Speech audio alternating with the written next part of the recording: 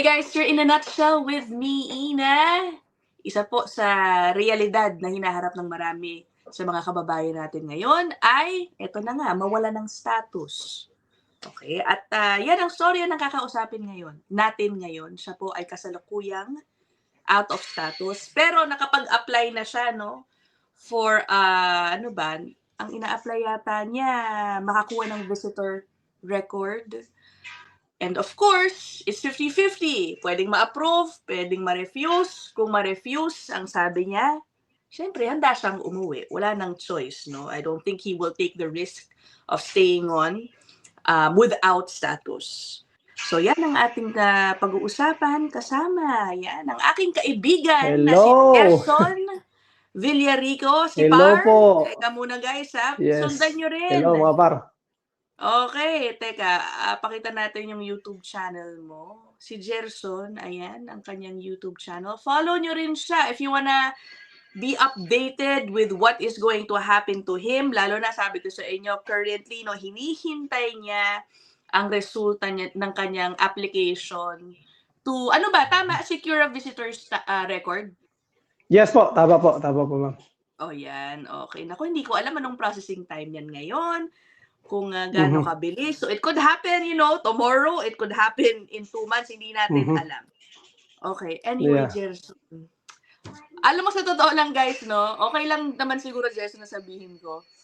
Before pa na ikwento ni Gerson sa kanyang vlog, nasabi niya na sa akin ang kanyang pinagdadaanan. But of course, it was a story to tell. So I had to wait for him to share his own story. So, okay, umpisahan muna natin. Paano ka napunta sa pagiging out of status para sa mga hindi pa sumusunod sa iyong channel? Ay, opo. Umpisa po natin doon sa dahil nga po mag-expired kami dahil nag-deferred po kami nung aming program, no? At kailangan naming mag-apply ng study permit extension kasama po kami mga dependents. Dahil po matatapos po si Mrs. ay sa 2026 pa, tapos mag-expire po kami ng March ng 2025. So kailangan namin mag-apply ng extension. So ayun nga, yun ang ginawa namin. Nag-apply po kami ng extension, kasama kami lahat, sabay-sabay kami.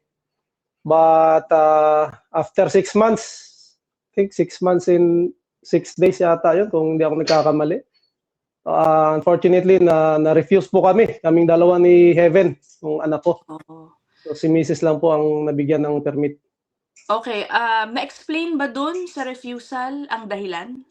Bakit ikaw yung spousal open work permit mo ay hindi na-extend? Anong sinabi? Kasi po dahil ngayon po sa bago nga, no, sa mga hindi nakakalam din, pagka na-refuse ka, nagbibigay sila ng officer's decision note na kasama nung refusal mo. So, na-explain nila agad doon kung bakit ka na-refuse, no, which is maganda rin. No?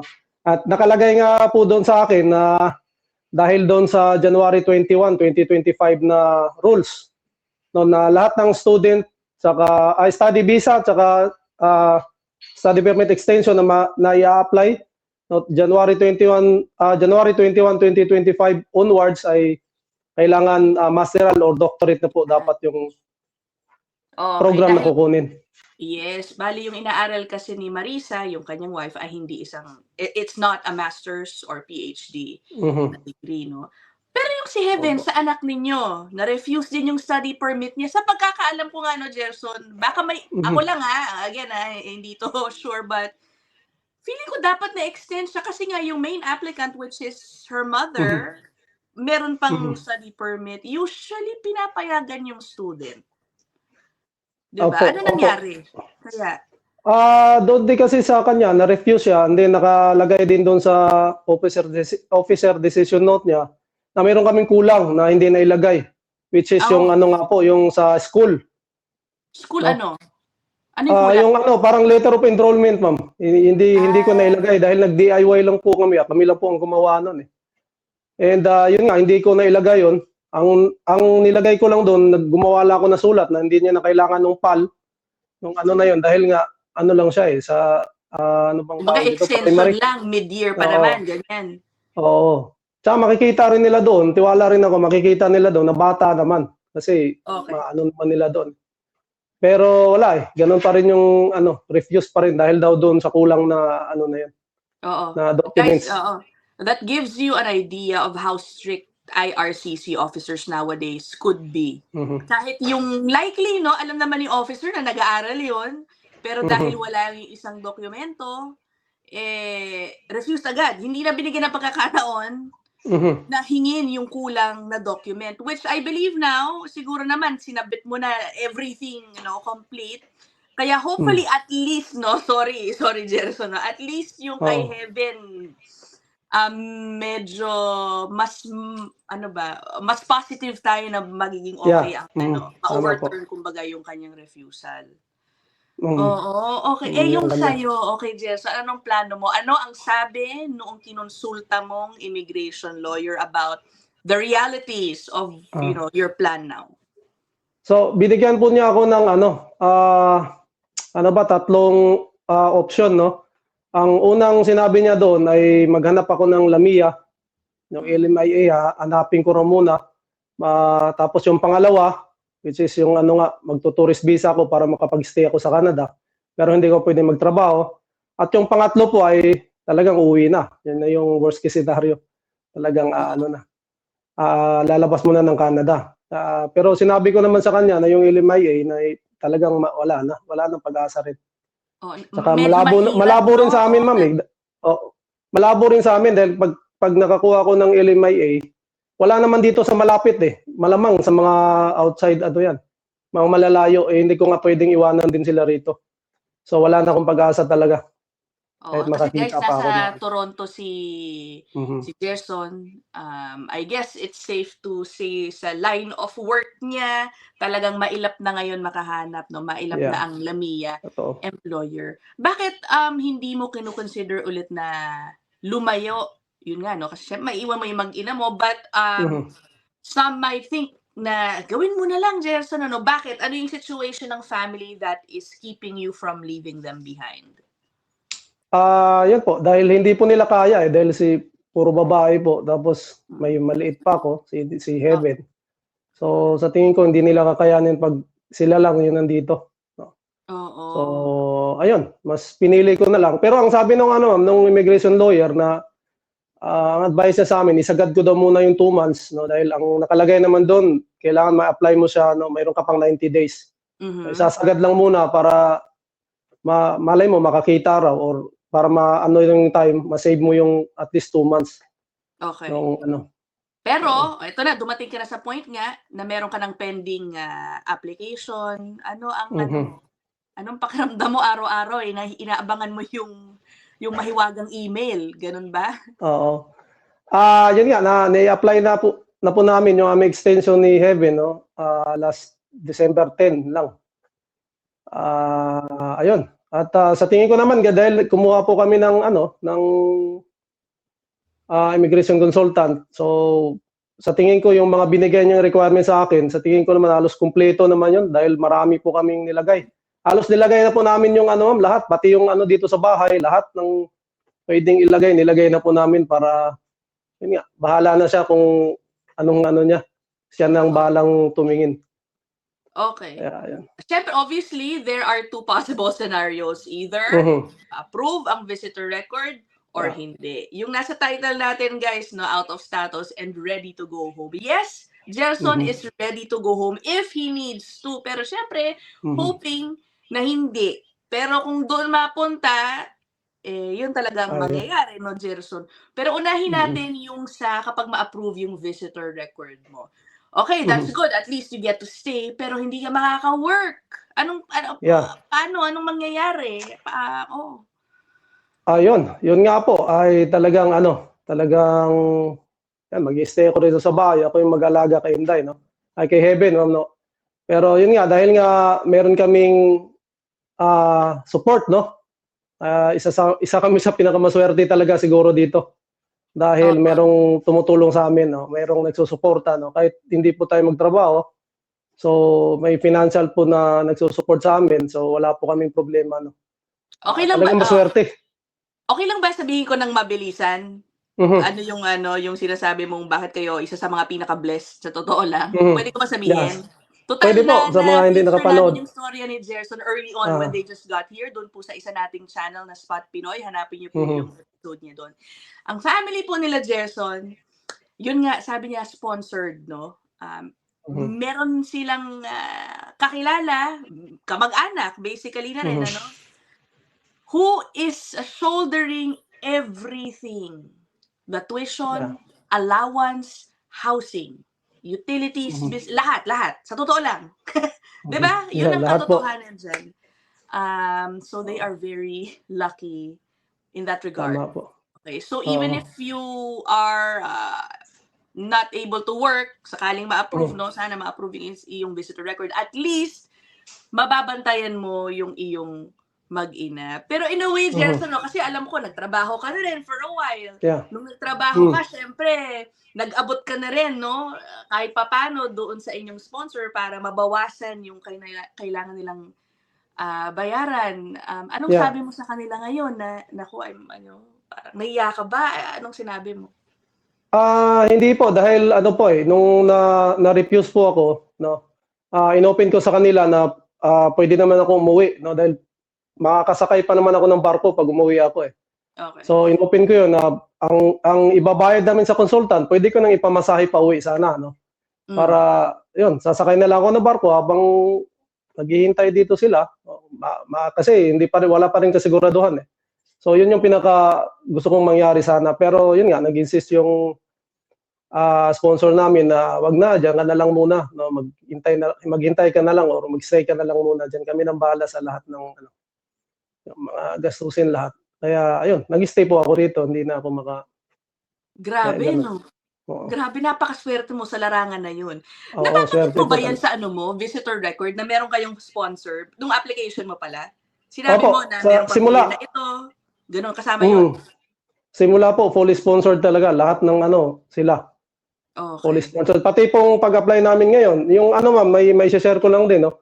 Nag-apply kami ng extension ito lang yung in-apply namin sa tourist.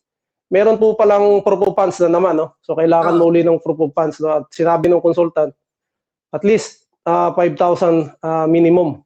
Kung mas malaki pa doon, per head po. per head. So, per head. So kung dalawa kayo, 10,000. So, pero kung mas maganda, mas malaki. Yun yung Oh, sinabi niya doon. Para makasigurado lang na talagang may pera kasi naka-tourist ka dapat, meron kang funds doon sa mo. Tsaka may pakita mo na kaya mo mabuhay. So ang ginawa namin, may proof of funds, tapos yung sponsor na naman, no? Lahat ng mga ng mga back statement, yung mga kailangan din, yun binigay rin namin noon. Saka okay. yun, tsaka nakasulat naman doon, simula nang pumasok talaga kami, sila talaga yung doon, na ilagay Oh, namin fully sponsored.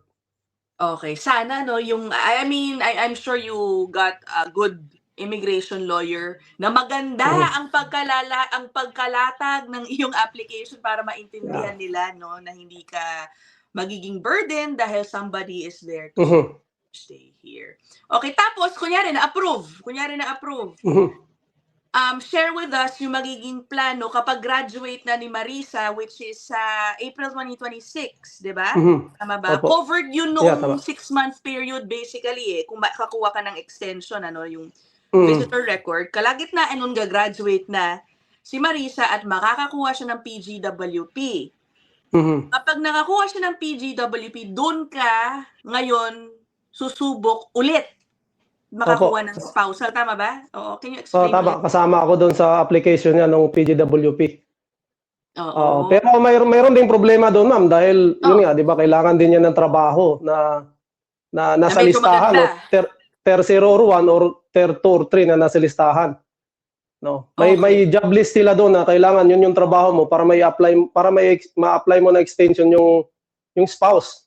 Okay. So, yun yung medyo mahirap din ngayon dahil yun nga. Pero good thing naman dahil si Marisa nga po ay may co-op, yung parang OJT kung tawagin, co-op kung tawagin dito sa next month. So malamang siguro malaki ang chance na makukuha niya yung at least nursing aid, ma'am, or office admin. Pwede sa nursing aid ba? Okay, madadagdagan Pwede. 1,000. Or nursing aid. Pwede na niya akong i-apply, no? At least makakuha lang siya ng job letter.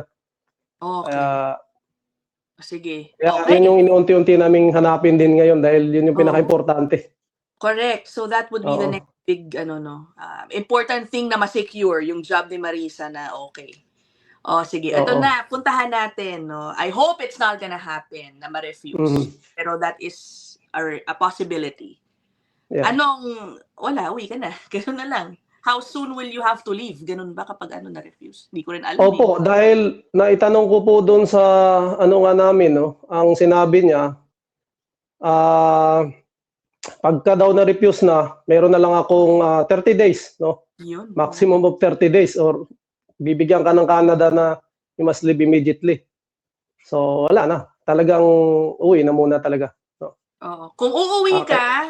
uuwi ka, pag-graduate pa rin ni Marissa at PGWP, pwede ka pa rin yan. Siyempre, obviously, sama ka pa rin yan sa Pwede. application niya. No? The difference only is that you will be waiting outside Canada. Yeah. Sa Philippines ka maghihintay. Parang ganon.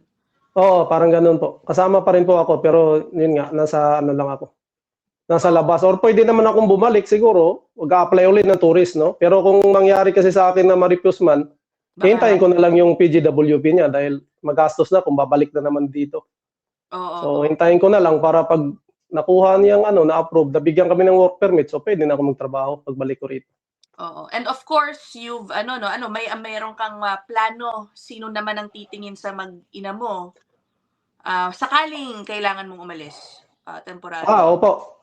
Yun nga po ang yung plano namin, yung biyenan ko, no? Which is yung tatay ni Marissa, yung parents niya. Na-meet ko na si Tito, di ba? Doon kina Kuya Rainier po. Oo. Yeah. Papabalikin siya. Oo, siya talagang pwede dahil yung kamag-anak ko sa US ay medyo hindi rin siya pwedeng ngayon dahil mahigpit din ng US. Dahil hindi pa niya nakukuha yung kanyang papel din sa US, no, sa spousal sa sa kanyang husband. So medyo nag-iikat din sila. Kaya ang pinaka yung biyenan ko talaga pupunta rito tapos ako ang uuwi. Mag-ano lang kami palitan. Ayun yung plano.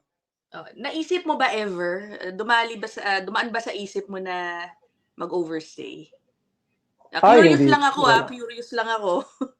Hindi po eh. Never. Dahil kasi sa akin, kung sakaling gusto ko, pwede ko naman gawin, no? Dahil yun nga, wala akong problema sa hindi naman sa nag-ano tayo sa financial, no? May nagsusupport, pwede akong mag-ano rito, pero hindi ko inaano yan, hindi ko iniisip talaga dahil problema rin yan. Saka hindi rin maganda, hindi maganda. Lalo na kung yung misis mo nandito pa, baka yun ang maging dahilan, ba't hindi kayo makapag-sama ulit in the future, di ba? Oo, marami nga ma'am nag-aalok ng, yung mga trabaho na sinasabi ko na hindi talaga ako pwede magtrabaho. Dahil bawal po talaga. Mag-cash job, ganyan. Oo, mga ganun. Pero wala, hindi tayo pwede talaga. Saka hindi ko isusugal. Hindi ko isusugal yung kikitain ko magkano lang yun. Isusugal ko sa permit namin. Oo. Dahil pag nahuli, lahat kami, wala na. Correct. So hindi maganda talaga. Oo, okay. Gerson, naisip mo ba na mapupunta ka sa ganitong sitwasyon? Medyo stressful na yung sitwasyon mo sa ngayon, sa totoo lang na you are out of status. Diba? Medyo, are you losing sleep? Nakakatulog ka pa ba ng mahimbing? Wala namang problema kasi nung una pa lang pagdating ko rito, alam ko na naman na talagang, lalo na nagkahigpitan na, talagang may chance pa rin na hindi mo makuha yung gusto mo. Yung nangyayari na nga, no, yung ganito. Hindi ko rin talaga akalain na ma-refuse kami dahil nga bago pa yung rules, nandito na kami. So, iniisip ko noon, siguro makita ng visa officer na, nandito na pala to bago yung rules namin. So, pero hindi pa rin kinonsidered, no? Na-refuse pa rin kami. So, tanggap ko na naman, no? Tanggap ko na gano'n. No? Na malulungkot ka, syempre, pero 2 araw, 3 araw, okay na yun. So, move on na. Wala namang magagawa eh. Ay, yun na nga no, guys. Talagang hindi rin lang talaga ikaw ang may hawak ng iyong kapalaran dito sa Canada. Yan ang katotohanan dyan. Diba? Yeah. Okay. Guys, pero ma'am, i-shoutout ko lang ma'am si malaking tulong sa akin. Sino? No, yung kapitbahay ko rito si Sir Ali Paras saka sila Doña Mary Ann. Siyempre mga kaibigan natin. Hello, Ali and Mary Ann. Kapitbahay ko yan. Talagang maasahan, no? Oo, bakit? Laging Anong yan yung, ginawa? Siguro sila ang taga-entertain mo ngayon habang wala ka masyadong habang wala kang work, hindi ka maka-work, di ba? nitong uli ma'am, medyo wala na dahil alam ko busy kasi may snow eh. Dalawang bahay yung inaano ni Sir Ali. So, nahiya ako mag-ano. Pero nung mga nakaraan, yun, pupunta siya rito sa bahay. So, Ayan, kwentuhan kami. kwentuhan at Kaya ayun, muni-muni tungkol sa buhay. muni-muni tungkol sa mga buhay-buhay. Okay, Kaya o ayun. sige. O guys ha, kung gusto ninyong subaybayan ang Hmm. susunod na kabanata, ayan, sa Ah, journey ni Gerson at kanyang pamilya, sundan niyo siya dyan sa mhm. kanyang vlog sa YouTube. Hanapin niyo lang Gerson Villarico. Mhm. Araw-araw nag-a-upload yang si Gerson. Lalo na May, ngayon. may singit ko lang pala ma'am, may singit ko pa lang. Oo. Kasi nakita ko ma'am yung yung processing time pala ng ng tourist visa inside Canada ay 18 days na lang. Oh my Nakita ko God, so nung malapit na. Oh. So 18 days po kung sa Canada.ca yung pinuntahan ko. So legit naman talaga 'yon. So nakita ko doon 18 days lang inside Canada, yung tourist visa inside Canada. So So ngayon inaasahan ko naka-11 days ka na. Ay naku po, malapit na wala pa. Gerson nating malaman. Kaya nga po. Sige, Tignan so natin. abangan ninyo do'n sa vlog niya, do'n yung unang Yeah. malalaman yan, okay? Oo, Gerson, oo. thank you so much as Si always. Ako kami, magka-chat naman yeah. kami yan. So, Oo. definitely malalaman ko ang anong mangyayari sa'yo, okay? Thank you Oo. so Yeah. much for sharing your Maraming yeah. story. Yung mga viewers natin dyan who are going through the same, Mhm. situation and you wanna share your story or tips kay Gerson, put anything, your inputs down there in the comment section. Yes. Okay, so Thank you po. dito na tayo magtatapos. Thank you again, Gerson. I'll see you guys in Yeah. the next episode. Bye. Bye!